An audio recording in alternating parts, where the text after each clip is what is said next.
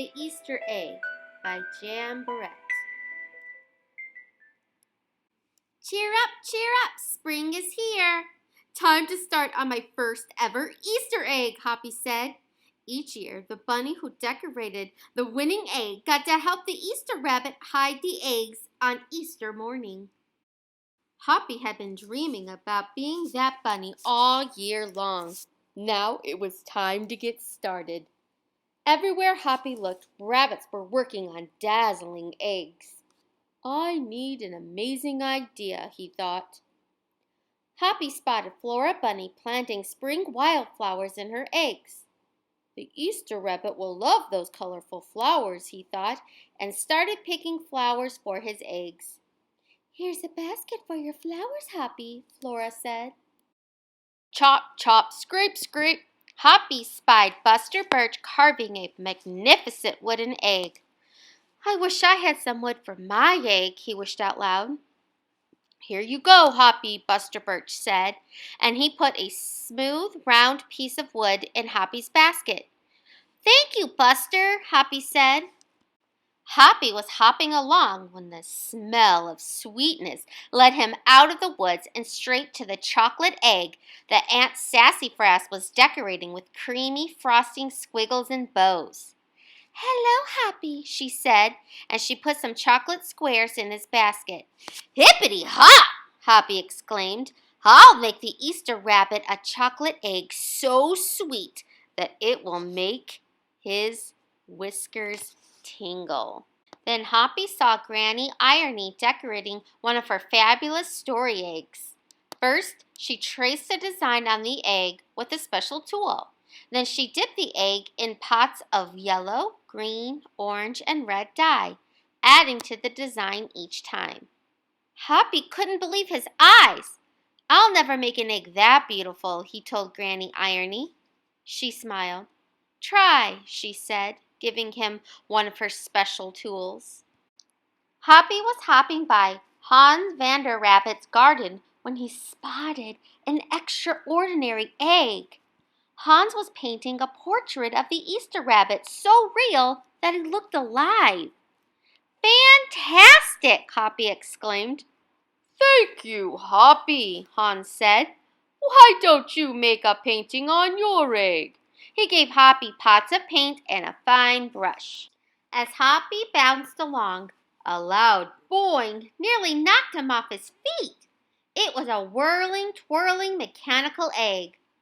Whoa, Hoppy said. That's an unusual egg. Would you like to make one? Roberto asked. Hoppy tried hard, but the harder he tried, the more parts and pieces piled up around him.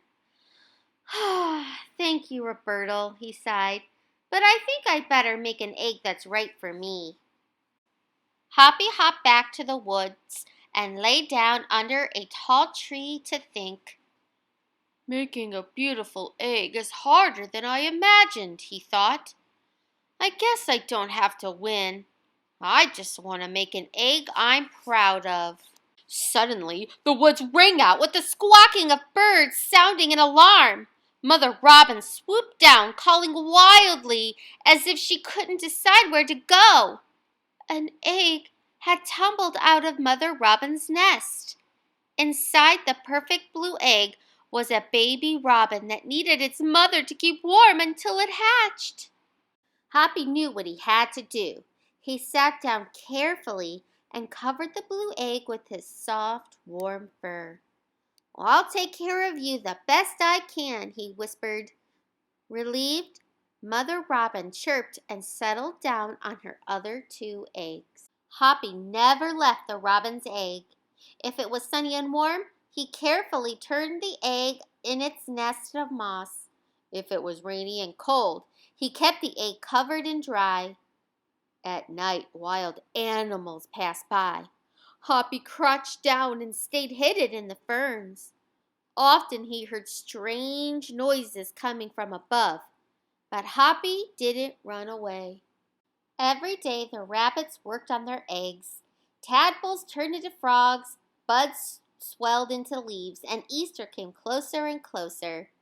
Finally, it was time for the rabbits to take their eggs to the glen. They had forgotten all about Hoppy, who was quietly sitting on the blue egg under the tall tree in the woods. Early the next morning, the rabbits waited for the Easter rabbit. Suddenly, a beautiful wagon rolled toward them out of the mist.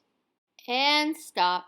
The Easter bunny stepped down from the wagon and admired the decorated eggs one by one. "You have brought me the most beautiful eggs in the world."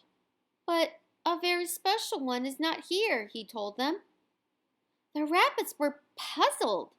Whose egg could it be? "Fill my wagon with your wonderful eggs," he said. "When I return, I will show it to you." And he disappeared into the woods. He came back with Hoppy, looking scruffy and bedraggled. "Hoppy has an amazing egg to be proud of," the Easter rabbit told them. "He has kept Mother Robin's egg warm and safe until her baby bird hatched and she could take care of it." The Easter rabbit placed the empty blue shell in the place of honor on top of the wagon. Now they were ready to go. The rabbits cheered for the egg that had surprised them all. "It's our best Easter ever, Hoppy," they shouted. Then the brave little bunny and the Easter rabbit rode off together to hide the eggs for the girls and boys to find on Easter morning. The end. Thank you all for joining me. If you like this story, please give me a thumbs up and subscribe to my channel. Parents and teachers, I have an activity located in the description for you to connect the story to your scholars' learning.